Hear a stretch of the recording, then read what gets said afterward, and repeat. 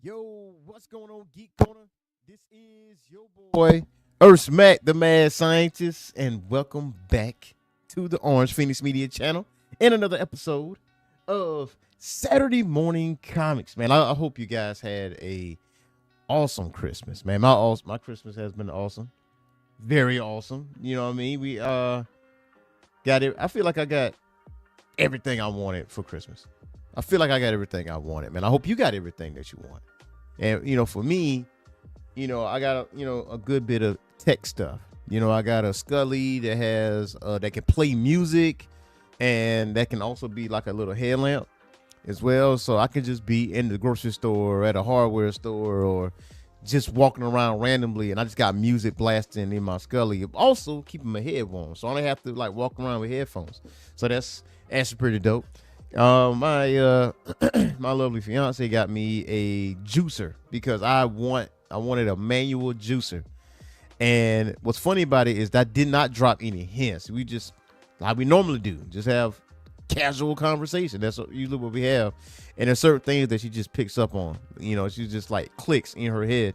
And she says, not only did I get a manual juicer, I got the juicer for beginners. I got the book and a box with like 6 glasses that I can put, 18-ounce glasses. I could just put stuff that I've juiced in those glasses, and cannot wait to do that. Cannot wait to go to the grocery store and get some fruit, stuff I can juice. You know what I mean? So can't wait to do all that, man. And yes, also hang around with family and joke around and hanging out and do what we normally do. The only thing that was really missing was the game night, right?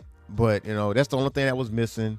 The only reason that we missed game night was, a bunch of football games on. Obviously, my fiance is the Detroit Lions fan, so obviously we was watching that game and it was playing Christmas music, and obviously the eggnog was the eggnog was flowing out here, so we didn't really have time for game night. Even though I brought stuff for game night, we really, really didn't have time for the game night though. But we do have game night tomorrow night. We do have game night tomorrow night with some of my friends.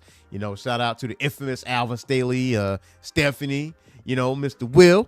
Bill Henry Hand, and Lee, and Brandon and Jess, man. And they coming over and do our game night. We're gonna play some Uno, some Phase 10, maybe some spades, maybe some dominoes.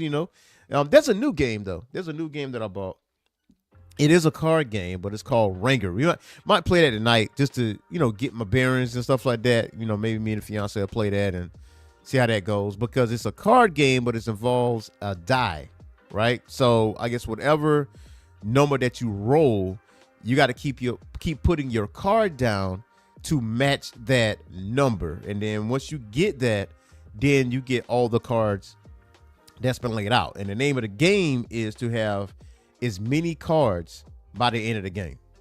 That's typically how that works. So definitely gonna try to figure that out and work it out. Got a few trivia games. Got like 90s trivia and 80s trivia. We might do some 90s trivia and stuff like that. Like something fun. Something fun for everybody to play. Pizza, wings will be involved. You know what I mean? All that. So definitely can't wait to do those things, man. Oh, you already know what to do. Do a little bit of house cleaning. Do not forget to hit that like and subscribe button and that notification bell, because when you hit that notification bell, you get notified on all of our content, whether it's live or recorded. So obviously you've seen the title today, and it's called Manga in Theory and Practice, right? Because mangas are comics, right? Japanese comics, right? I mean, we love manga. And to be honest with you, like when you talk about manga, if you go to your LCS, if you really, really pay attention, there's a manga shelf. Like there's a manga section. Like when I go to Heroes and Dragons, shout out to Heroes and Dragons, or Scratch and Spin, or Cosmic Rays, there's a little section that got manga there. You know what I mean? Either like it's a complete story or if it's some chapters, manga is there. And I know at one point, especially in the comic book industry, the bubble pop that was like some years ago, and obviously the popularity has jumped back up exponentially, right? But manga has like, I feel like, completely taken over like the US when it comes to like the way of storytelling and stuff like that. So the thing is, I bought a book a couple years ago, and it's called Manga in Theory and Practice. And the person that wrote this book, if you recognize like some of the art style in this look real JoJo Bizarre Adventurous, right? But yes, this Hirohiko Araki, he is the author of JoJo's Bizarre Adventure. He's the creator of JoJo's Bizarre Adventure, and he used a lot of references. So we definitely going to be talking about that. Definitely going to talk about the average manga artist salary, and definitely going to be talking about an anime that kind of gives you an idea what a mangaka actually goes through. Now, when I say like mangaka, that's the person that has created their manga. You know what I'm saying? So that's what we're going to talk about today. Also, there's some other bit of news that we're going to talk about, like regular comic book news and comic book I'm actually looking forward to when it drops in February. I am looking forward to that. Also a little bit of news that's out there. If you are in the Chicago area, there is a Gundam store like that's open. I'm not sure the exact location. I want to say it's in a mall, but yeah, it's out there. I'm talking about Gunpla from all walks of life. That stuff like you see online, but you got a physical Gundam store that has nothing but Gundam stuff. So if you are interested in buying like Gundam kits, like Gundam models or stuff that you could build on your own, if you're in the Chicago area, you definitely need to go check that out. Get you some Gunpla, and it's gonna dig into your pockets a little bit. That's all I'm gonna say. It's gonna dig into your pockets. But a lot of people don't realize that getting into that hobby of building like Gundams, especially if you get real good at it. You know what I mean? Because there's different grades, there's different tiers. Because the higher the tier, the higher the detail, right? So, but yeah, it's an expensive habit. It's an expensive habit. Kind of like comic books in a way. Kind of like comic books in a way, man, because collecting comic books can definitely be an expensive habit, especially if you're not careful, especially if you're looking for like variants and stuff like that, because that can get a little pricey, especially if you're trying to get your comics graded, or if you're trying to get it signed and have somebody witness it. That costs money as well. Exhibit A right here. Like, this is Mr. Terrific Dennis Cowan artwork, and I got 3 of those joints like signed, like not the same comic, but obviously the others like Static and all that other stuff. But I mean, you got to look at it in that aspect. So from what I gather, especially when me coming up with this topic, right, I was thinking about it this week during the holidays, and I know you noticed that I haven't posted any like videos this week. I'm on a little bit of a Christmas break. You know what I mean? Christmas and New Year's break. The family here. However, as promised, I always give y'all Saturday morning comics live. Always give that to you every single time. But I was thinking of a topic to come up with for Saturday, like today. And I saw the ad or the trailer for JoJo's Bizarre Adventure Steel Ball Run. And I was like, man, I cannot wait to see this, because of the simple fact that a lot of people saying Steel Ball Run is the best chapter in JoJo's Bizarre Adventure. Like, straight up. There's a lot of people that are saying that is hailed as the most successful, the most popular, or whatever the case may be. That's a tall order. And because a lot of people like Golden Wind, like Golden Wind of JoJo's Bizarre Adventure. A lot of people like Stardust Crusaders. Now, I will tell you this: Stardust Crusaders was I wouldn't say my introduction to JoJo's Bizarre Adventure, but it definitely got me interested in JoJo's Bizarre Adventure, basically from the adventure storyline, the whole Clint Eastwood-esque type story. And then I went back to, Phantom Blood and the name escapes you right now. Don't count it against me. But part 1 and part 2 of JoJo's Bizarre Adventure, basically, with Jonathan and Joseph Joestar. And I went back and watched that because, you know, Dio as an antagonist has to be in like the top 10 conversation, if not top 5 conversation on like the greatest villains of all time. Like this man was a whole bitch out here. He was a whole bitch out here. Like it's just what it was. Like he was a fiendish man. Even after death, he still had an impact like on the story. Even when he wasn't even around, his level of influence carried over to a certain point. And I think a lot of people like Golden Wind because Golden Wind doesn't really focus on a JoJo, really. You know, it focuses on Dio's son as the protagonist, which is crazy, right? So that was a little bit of a twist. So a lot of people like Golden Wind. I'm more of a Stardust Crusaders type of person because that's what introduced me to that and stand use. And I said in other shows, especially like in the past, that when it comes to power scaling, when it comes to balancing of power, and you don't have like just one person you got to depend on to beat all these other characters or whatever the case may be, there's a balance.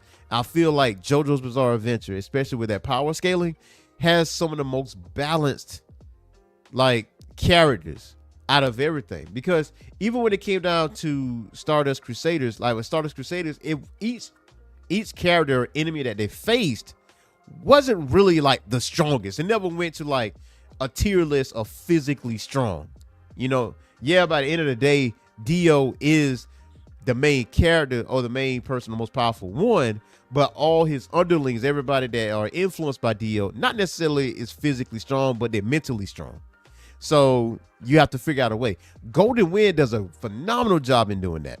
And it was a different take on it. So with reading this book, like creating theory, well, manga in theory and practice, man. This is if you really was interested in how manga is created, or if you have aspiration to become a mangaka and like where to start, how to develop characters, you know, storyboarding and all this other stuff, this is the book for you. Like this is the book for you. I mean, to some people, especially people that want to be mangaka, this is your how-to book right here. This is your how-to book.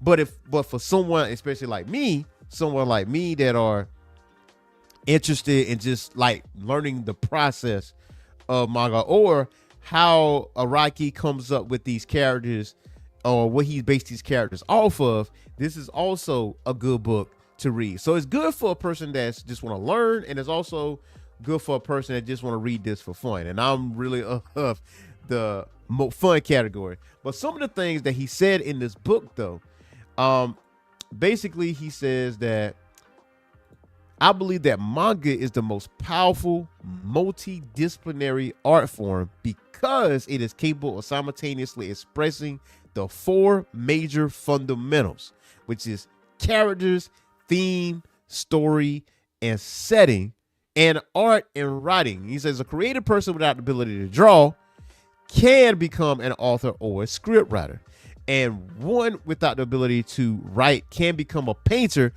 but a mangaka must be able to do everything, like inks and lines and the storytelling and stuff like that. Because if you notice, when it comes down to like manga, you have one particular artist or creator of that manga, and that's it.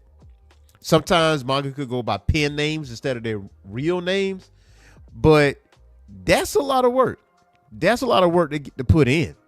You know what I'm saying? Because think about it. When we think about One Piece, right? When we think about One Piece as a central character or as a central story, we think about Oda. Like Oda is that person, right? Yeah, he got people on his team, but Oda is the creator. You know what I mean? Oda drew the characters out. Oda did the story and everything else. When it comes to Dragon Ball, Akira Toriyama, when he does the manga for that. So it's like, it's out there to be seen. And typically you get like just one. Now, if you're not familiar with JoJo's Bizarre Adventure, I definitely will educate you on that, you know, a little bit. But yes, he's absolutely correct on this. Now there's been, I I wouldn't say gotten easier, but things have become more accessible because when it comes down to like salary, we got to talk about salary when it comes to mangaka. So being a mangaka is a choice. Okay, being a mangaka is a choice. Not if you are like Akira Toriyama, if you're like Oda, when it comes down to One Piece, you living high off the hog. Not only do you have the manga, you have the anime, you have the movies, you have the live action movies, and I think not for nothing, I think they have a live action series coming, right? So he got multiple streams of income, right? But this started, especially for me, this started in like 1999. That's when One Piece started, like 1999. You know, I was still in school. I was, Saturday morning cartoons was still a thing. You know, they had it on Fox Kids and all that. But let's look at the salary though. Now this is like 2025. So the nationwide 51,263, that's yearly, and 24.65 an hour. But the thing is, it said just in case you need simple salary calculator that works out to approximately 24.65 an hour, it's equivalent to $985 a week or $42.71 a month. That's not bad pricing. But from what I do understand, when it comes to manga, now this is a little bit misleading. When it comes down to that, there's like a pay per page that you do. There's a pay per page, and I'm gonna see if I can actually find that. So let's see here. Okay, so here you go. I found it. All right, so manuscript income. It says a manga artist is generally paid between 3,000 and 8,000 yen, or average of 5,500 yen per manuscript page. And a typical story carried in a weekly or monthly magazine is around 20 pages each. Now there may be additional payments made for cover images, sketches appear throughout the magazine, or other images to be used in advertising, but generally this is the limit of direct income from serialization. So published weekly, rough annual income. So you got 5,500 times 20 times 48, which is weekly. You're going to have 51,920 a year. But if you do it monthly, 20 pages once a month, you're getting only 12,980. Now you're like, oh, you know what? That 51,920 not bad. See, all that money don't go to you. Because at some point or another, you got a team to pay for. So out of that, what you earn, you will pay your team, like your anchors and all that stuff. Now, mind you, when it comes out to manga, it's like, the majority, 98% of them are black and white. There's no colors. I mean, they might have a color page or something like that, but you got a team, right? Like, also, you got to eat. You got to have an adequate amount of nutrition. Then you got to, again, pay your team, get an adequate amount of rest or whatever. So the thing is, it is difficult, especially back then, because, okay, look at the author for Yu Yu Hakusho, the creator of Hunter x Hunter. Like, a lot of people make jokes about it, like, yo, it's hiatus. This man has back problems. Tagashi, the same guy that created Yu Yu Hakusho, the same guy that did Hunter x Hunter, the great storyteller, which is honestly, Hunter x Hunter and JoJo Bizarre Adventure have really good balance, power scaling, really good, especially to talk about nin, like the nin use. So, but what again, like with Tagashi, he'll come back and say, hey guys, I got some more stuff for you. Like, here's like a couple months worth of Hunter x Hunter. And then he gets in pain again. His back's hurt. Like, there's a point in time, for what I understand, that he kind of writes and draws like laying on his back. Like, that's a lot. That's a lot. I mean, even though his wife is the creator of Sailor Moon, but when you come down to mangaka and what they make, how much they make, man, it's not a whole lot. It's not a whole lot. That's what I say. If you becoming a mangaka, it is definitely a choice. It's something that you're extraordinarily passionate about, and you want to get through this thing any means necessary. Now, Oda stuck through it, but I can tell you straight out, like Oda went through some rough patches, like drawing this stuff because you got to meet deadlines. This is, when it comes down to Shonen Jump, there's for what I understand, reading this book, there were contests, like this, like you could do one shots, and you could become a winner, right? And if you become a winner, then you might get opportunity to put a one shot in Shonen Jump, right? And then you might have an opportunity to get it serialized. And when that means serialized, that means you got a continuous book. You got continuous chapters and volumes pumping out, whether it's going to be weekly or whether it's going to be monthly. Weekly is crazy because it's going to take you days. It's going to take you days. 20 pages worth of concept. And like reading the first few chapters of this book, because I already finished the book, but reading the first few chapters of this book, the process of creating pages, the process of creating characters, the process of creating a setting, and once you put that out there to print to your editorial, that's not straight through. They might come back to you and say, hey, yo, you're going to have to fix this right quick. Like, instead of doing this, you do this.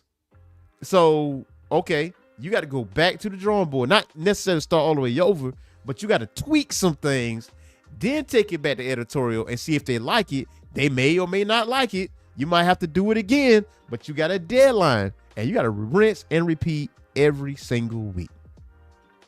That is stressful.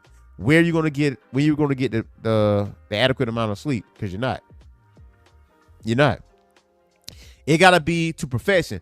Oh, by the way, even though your manga is serialized, they base it off of popularity from the readers. So, like if you're in Japan, like take US out of the equation. So if you got Japan, you got people reading manga on the daily, right? So they base that off of how many people are reading your book. Now, if you got your own serialization and how many copies that you sold, how many people are reading it, and if there's a steady decline, you get canceled. That means that check is gone. That check is done. Don't even worry about it. Forget about it. So not only you getting paid, like, I wouldn't say pennies, but you're not necessarily high on the hog.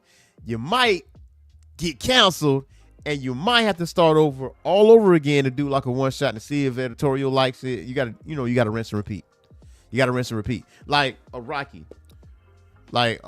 This like JoJo Bizarre Adventure is not his first manga. Like he did at least 2 of them already. Like there was a Shot Job BT, which is basically like a detective one, and there was another one. I want to say it was Poker Under 7 because.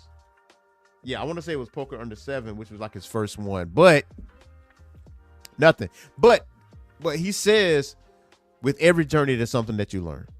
Like with his BT manga prior to JoJo's Bizarre Adventure, his serialization got canceled, but there was an uptick in people reading the finale, like reading the last story arc, and him and the editorial was talking about like, yo, like, why did this change? Like, why is there an uptick?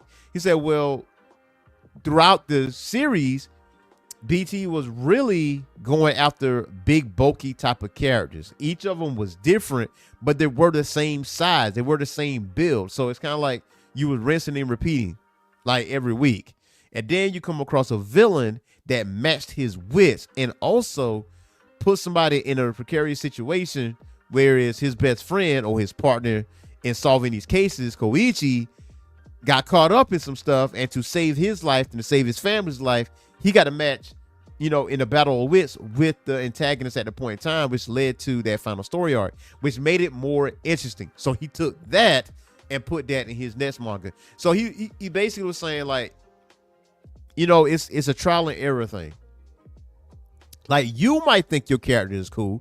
What makes your character different from anybody else's? But also there's a difficult nature of like getting picked up, like with Shonen Jump. And I mean, I'm using Shonen Jump as an example. Obviously, there's Sentai, there's stuff like that. But Shonen is kind of like one of the most popular ones because it's like action packed and stuff like that. So if you think about characters like Goku, if you think about characters like Yusuke Urameshi, right? Okay, so take this for instance. Yusuke Urameshi is different from Goku. Goku is a person that just want to get stronger so he can fight the next opponent, and he's supposed to be the centerpiece of good, and he loves the earth and stuff like that. Yada yada yada. Yusuke, on the other hand, his character, even though he's a protagonist, even though he is a good guy, he's a little bit of a dick.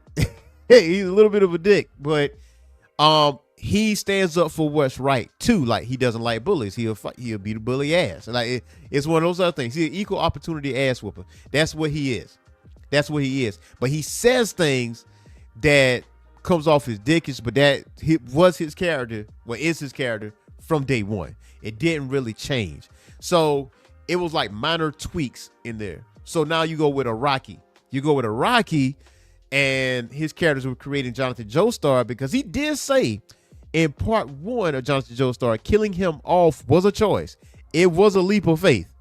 And he said a strong proponent in steady rising, which means you have steady progression as a character going in. Like, you don't regress. You don't go back or go back to the beginning and stuff like that. So he said, yes, it is a choice, but also it's one of those things where he has to go for his legacy to like live on through like his grandson. Well, actually, no, not his grandson, but yeah, his son, as in Joseph Joestar. And then, the list goes on. But it wasn't like a steady thing like through and through. It wasn't like each Joestar gonna have to kick the bucket. It wasn't like that. But Jonathan was the plot device that led this on, because Dio is from all the way from part 1, then you part 2, you got Stardust Crusaders, and then you have Diamond is Unbreakable, which has something to do with Dio in some capacity, and then you have Golden Wind and Stone Ocean being the finale with that. So when I come down to Steel Ball Run, this is a totally different story. Doesn't involve Dio at all. That Dio that we know is a totally different story. But the main characters though are forthright. Like, they are, they're gonna get into the front lines. They are impractical, but each Joestar is different. Like, Joseph Joestar is very matter of fact.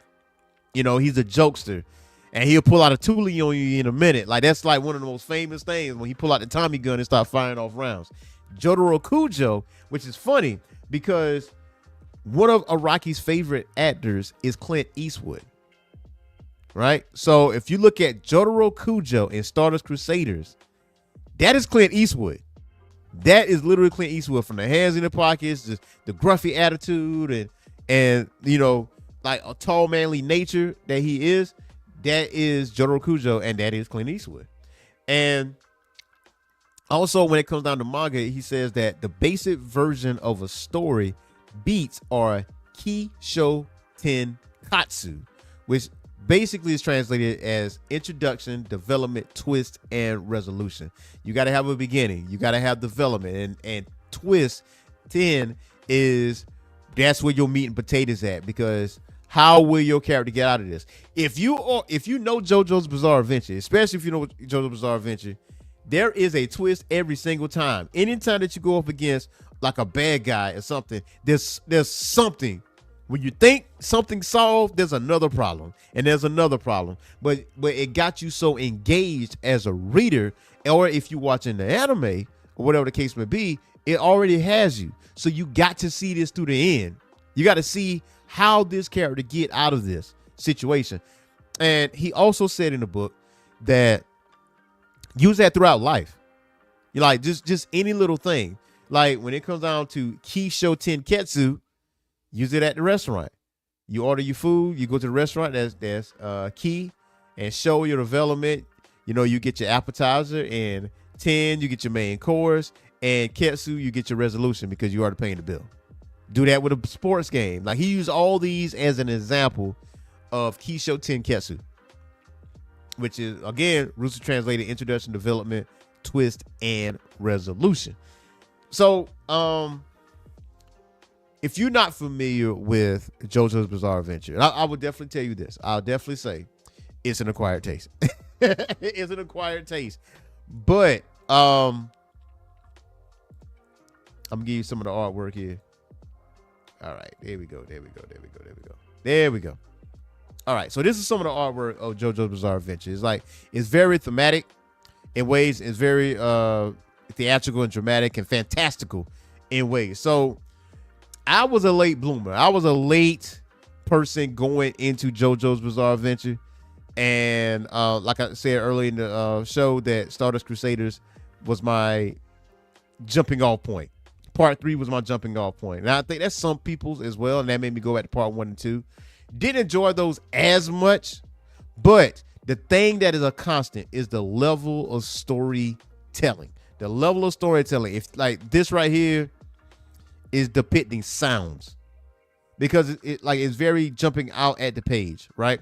And yes, JoJo is the main character of these stories, and it's usually a bite off of the full name. So like Jotaro Kujo, Jotaro Kujo, JoJo, or Jonathan Joestar, JoJo, or Joseph Joestar. You get the picture.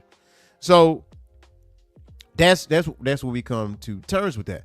But his art never really changes. But it's, like I said, it's very artistic. Very artistic. Also, what you got to understand with JoJo's Bizarre Adventure is there's a lot of music references. A lot of music references. We talking, Diana Ross. You talking Michael Jackson, Lionel Richie, Madonna. You like AC/DC. Especially when you learn like stands. Like there's certain stands that are named after songs or named after musical artists. Or it's a play off it, or their abilities might be something in regards to that. It's not really out there like that. And each opening theme or ending theme is something that is indicative of the time period that the season is taking place in. So obviously, with Jonathan Joestar, it is in the 1900s, obviously, because you got mansions and stuff like that. They're in London, and I want to say maybe the 1920s. Not the 1920s, probably a little bit before that. But Joseph is like the roaring 20s, 30s, because the cars are like, I wouldn't say the first automobiles, but like the first variations of it. You know what I mean? Then you go to Giorno from Golden Wind. That is set in the 90s, but that is in Italy. And one of the things that's all-putting about it is that the ending theme is Jodeci. Like Freaking You by Jodeci. And in the 90s, Jodeci was one of the best R&B groups out there. So, and because there's a certain level of romanticism when it came down to Golden Wind in Italy, and it's set in the 90s. So it's like, it fits. It fits. So there's a lot of musical references in JoJo's Bizarre Adventure each season. And there is a lot of paying homage to some U.S. movies, because one of Rocky's favorite actors is Clint Eastwood, like I said earlier. So he modeled some of these characters after certain people that he's seen, and he's been documented in his head ever since. Now, one thing I will tell you, though, and when it comes to JoJo's Bizarre Adventure, you might need to do it like me. Start with Stardust Crusaders. Start with that. Like, treat it like Star Wars. Because when we were first introduced to Star Wars, we was introduced to episode 4, 5, and 6. Right? We got Star Wars, Empire Strikes Back, Return of the Jedi. Then we got introduced to the prequels, episode 1, 2, and 3. How this came to be. Why Vader the way he is. Why the Emperor's the way he is. Were there good guys in the past? That kind of thing. So my suggestion, you don't have to take it. My suggestion is watch Stardust Crusaders first, then go back and watch part 1 and part 2. Because there's some people that started part 1 and part 2 of JoJo's Bizarre Adventure, and they couldn't really get around it. Like, they had to push themselves through. Not to say the story is bad, because it's not. None of the stories are bad. Let me say that. None of the stories are bad. It's just that some are better than others. That makes sense. But for me, Stardust Crusaders will be a good start. Then go back to part 1 and part 2 and why Dio the way he is and why people hate him or like him because he's a cool bad guy. You go with that. Now, I also mentioned that there is there is a manga and anime series that centers completely on mangaka, right? It centers on mangaka. And I watched that story unfold. I think it's on Hulu, and it's called Bakuman. And Bakuman was a very good story. And it says a Japanese manga series written by Sugumi Oba and illustrated by Takeshi Obata, and the same creative team responsible for Death Note. So if you were fans of Death Note, you might like this. It was serialized in Shueisha Shonen Manga magazine Weekly Shonen Jump from August 2008 to 2012, with its 176 chapters collected in 20 tankobon volumes. And the story follows talented artist Moritaka Mashiro and aspiring writer Akito Takagi. Now, two ninth grade boys who wish to become manga artists, with Mashiro as the illustrator and Takagi as the writer. Some characters resemble real authors, editors of Weekly Shonen Jump, and many manga titles mentioned in Bakuman have actually been published in the magazine. It is the first manga released online by Shueisha in multiple languages before becoming available. Now, as far as the plot, is there's when Moritaka Mashiro, middle school student, forgets his notebook in class. He finds his classmate Akito, who notes Mashiro's drawings.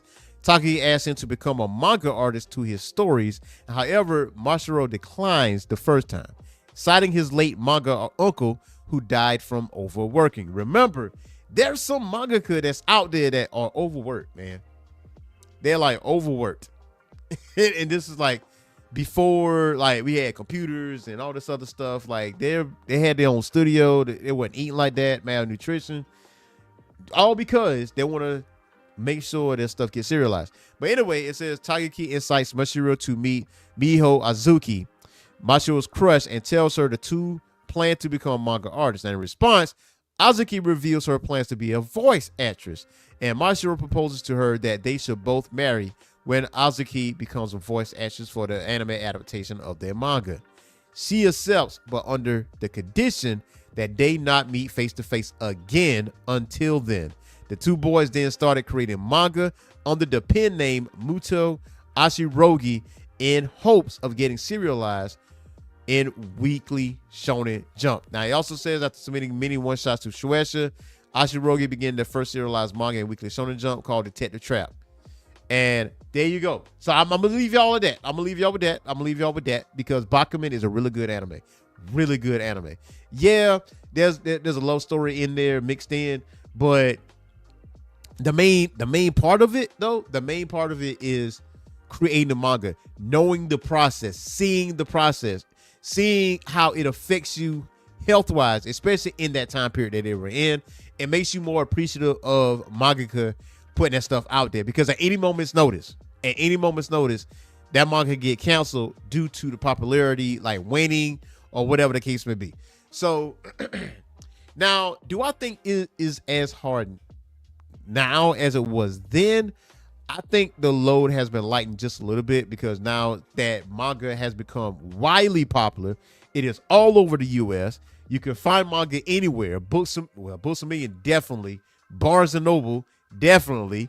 Get full freaking volumes. You know what I'm saying? Like, there's manga in comic book shops now. You know, there's a whole box set of One Piece stuff. So with that being said, since it being exposed to the masses, you know, we also know the hardships that it takes for mangaka. So, you know, people are speaking out. Like, people were speaking out like, hey, you know, these are unsavory work conditions. Like, y'all have to do better in order for us to do this. Now, in some instances, it's a flip of a coin, because, you know, when it comes down to anime or creating certain anime, there's been criticisms, right? So you look at One Punch Man, like One Punch Man latest season. The animation leave a lot to be desired. I'll say like that. Like, compared to the first two seasons of One Punch Man, it's like no comparison, or whatever the case may be. But still yet though, I think us as readers, I'm not saying you should like every single manga that comes out. I'm not saying that. But what I will say is, you know, be supportive of the mangaka that's out there, because you just don't know like how hard it is to create a story to actually draw and write, right?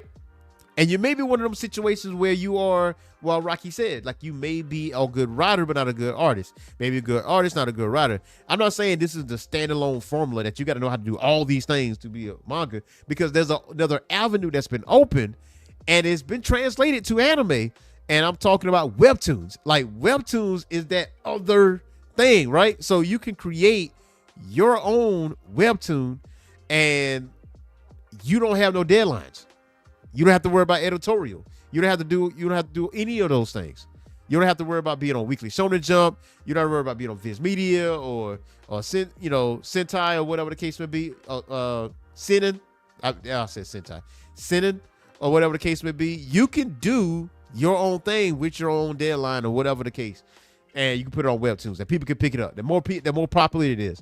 I mean, look at Solo Leveling. Like Solo Leveling, like it's probably one of the most popular, if not most popular webtoon that's out there, and it's anime now, and people are loving that joint. Now, is it the best story? Nah, it's not the best story. And I stand on that, but it is a great story, right? It is a great story. There's been other webtoons that just made it to that, like God of High School became an anime. They became an anime on Crunchyroll. So this webtoons is another avenue. And then there's people that are not Japanese that consider themselves manga artists, because they say, hey, I got this manga out, and I see that comic book conventions all the time. So now I feel like there's other avenues to tell your own story without having to worry about editorial and getting pushback. There's a lot more access to be independent and put your stuff out there. You have to self-advertise and all those things. And then when you become famous, ain't no if, but when you become famous with your artwork and your level of storytelling, then 9 times out of 10, you're going to get picked up maybe to be an anime. Who knows? But that is another avenue. So Bakuman, I want to say Bakuman is on Hulu. I want to say that's on Hulu. I have to make sure it is, but they may have taken it off since then. But last time I watched Bakuman, it's been a little minute, but last time I watched Bakuman, it definitely was on Hulu. And yes, it is still on Hulu, ladies and gentlemen. It is still on Hulu. Check it out. Now, it is 75 episodes, a 75 episode anime series. And trust me, each episode tells a story, yo. Each episode tells a story. Like, you get to feel these characters on, they have stuff that got serialized, they got canceled, they had stuff that was like one shots that were canceled. It was trial and error. Same reason, same thing that Araki was talking about in this book right here. So again, the name of this book is Manga in Theory and Practice by the creator of JoJo Bizarre Adventure, Hirohiko Araki. Go ahead and check it out. You can get it on Books A Million, Barnes & Noble, Amazon. Go check that out. Now we got to get into a little bit of comic book news out here. Now, there's one book in particular that I am looking forward to. And I'm just ecstatic at the fact that this Age of Revelation is about over, man. Because I'm ready to get back to the status quo, man. I'm ready to get back to the regular schedule program. Because that Age of Revelation storyline, like with Marvel, it ain't hitting. It ain't hitting. I ain't with it. I'm not with it at all. And I think a lot of people are ready for it to go. So the one in particular story is the Shadows of Tomorrow storyline, and there is a 5-issue solo series of Cyclops, right? And so it's a Cyclops #1 by Alex Pagnato and Rose Antonio. Is published by Marvel Comics in February 2026. Now, a story in which Scott Summers left abandoned on a mountainside without his visor, except in the preview below.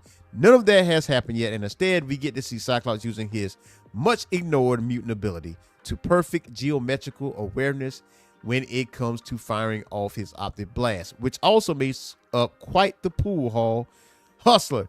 So, obviously this artwork is amazing. I love this. How he's able to negate, and obviously he can bounce his optic blast off of walls. Cannot wait to see this, man. And obviously this takes place after Age of Revelation. Ready for this to go. One thing for certain though, if you notice in Age of Revelation that Magneto is walking around. So whatever that disease that Magneto had sound like it was complete BS. Now I don't know Magneto going to end up being an antagonist. I hope not, because when it came down to the trial of Magneto, the death of Magneto, resurrection of Magneto, with Storm helping him out, and Magneto looking back on his past and, you know, the things that he's done, the terrible things that he's done, even though terrible things have been done to him, he came back in full circle as a character. Like, please do not make this man an antagonist again. That just like completely negates everything that this man has been through, that turned his character around or whatever. Do not do that, Marvel. Do not do that for the, just say plot device. Don't do that. Don't do that. Don't do that. So, yeah, so it seems to me that Cyclops is going after this person. Now, we also get a reference to Robin Hanover, who only appeared in backup strips to classic X-Men reprints back in the 80s, created by Chris Claremont and Mike Collins, and who worked at the Nebraska orphanage where Scott Summers grew up after his parents' plane crash. Now, took an interest in Scott's well-being and took him flying. Her investigations uncovered Mr. Sinister and his connection to the orphanage, who then brainwashed her. Another version, as Robin Hanover, appeared in the alternate X-Men Future Series X-Men Forever, where now it seems that she's back. Might a few folk want to try and pick up her previous appearances. So, this is classic X-Men number 41. 1989, and here, and it gives you a list. By the way, I'm currently filling the dollar boxes, like classic X-Men number 41, number 42, Uncanny Origins number 1, X-Men Forever 2, number 2, 3, 5, 6, 7, 8, 9, and 16. That was 2010. That way you can get, you know, filled, you know, up to snuff when it comes to this other stuff. So it says Cyclops Unleashed. Scott Summers is a mutant who is always near total control of his powers and emotions. But what happens when he's separated from the X-Men, lost in a mountain wilderness, without the visor that keeps his devastating powers in check? And will he be able to stay alive when Donald Pierce and his cyborgs, the Reavers, are hunting him? It's a tale of X-Men's leader at the most savage core. Now, this giving me Wolverine vibes. This definitely giving me Wolverine vibes, because Wolverine in the woods, in the wilderness, always going to stand out. It's always going to stand out. Like, if he's in the woods, you trapped in here with him. He's not trapped in here with you. That's just what it is. That's just what it is. Now, speaking of Wolverine, I can't wait to read the new Wolverine whenever it comes, because Silver Sable is actually in it. Cannot wait to jump into that and read about that, man. I'm just ready. Like I said, I'm just ready for Age of Revelation to, you know, ride it off into the sunset, man. Just go away. Just ride off into the sunset. I feel like it would have been better received if, I don't know. I mean, there was a bunch of tie-ins. There was a bunch of tie-ins that you didn't need. You didn't really need, except if you got Gail Simone Moreira when it came down to Rogue Storm and Unbreakable X-Men. Pretty good story. I mean, there's other tie-ins that's good too, but it's like, you had us at Uncanny X-Men. You had us at Adjectiveless X-Men. We was cool. We was cruising. So let's just stay focused on Adjectiveless X-Men, Uncanny X-Men. Let's get back to those stories. Wolverine is coming back. So yes, Shadows of Tomorrow, when it comes back, I will be covering that. Now, if the story kind of waned a little bit, it might veer to the left. I might not get it. I might not get it. Hopefully it's not a rinse and repeat. Hopefully it's not like a rinse and repeat, or if it's like a somewhat of a retelling of the Krakoan age, because That would suck because you could have just stuck with the Krakoan age. You didn't really have to end it if that was the case. You didn't really have to end it. Didn't really have to end it. But you already know what to do. Hit that like and subscribe button and that notification bell, man. I hope you guys are ready for the new year. I know I am. I know you. Look, don't wait until the new year to say new year, new me. Don't do that. It's cliche. Don't do that. Don't do that. Make your changes now. Make your changes now. Make sure you cook some collard greens. You know, I'm a little superstitious. Make sure the first person to step into the house is a man. That what they said. That what it said. They say make sure the first person to step across the threshold. Obviously, I'm a man, so clearly I get in my house. I'm the only one in the house. So that's what it is, because it's supposed to be like a sign of good luck. It's supposed to be a sign of good luck. Things to come. Now, there's other superstitions that I've heard, right? It's like don't pack up your Christmas tree right after Christmas because it's bad luck, bad juju. Or wash all your clothes before the new year. You like wash all your clothes before the new year. Yeah, make sure you got no dirty clothes because you don't want to bring that over. You don't want to bring that over. You know, you want blessings on you and your family. That's what you need. That's what you need. But again, I hope all you guys got what you wanted for Christmas. I know I did. I hope you did as well. Oh, also, we did a live show earlier this week, and just say it was something you was meaning to get for somebody, and you know Christmas just passed. You just didn't really have the time, and you just want to make it up to them. You know what I mean? Go to our other live show with myself, Boogie Blends, Vivo the Vibe, and the infamous Alvin Staley, because we definitely have some gifting ideas for you. Some a little cheap, some pretty cheap, some a little expensive. But for that deserving person, go ahead and help them out. Go and bless them a little bit. All right? So, yes, go ahead and hit that like and subscribe button and that notification bell. Until next time, y'all. Peace.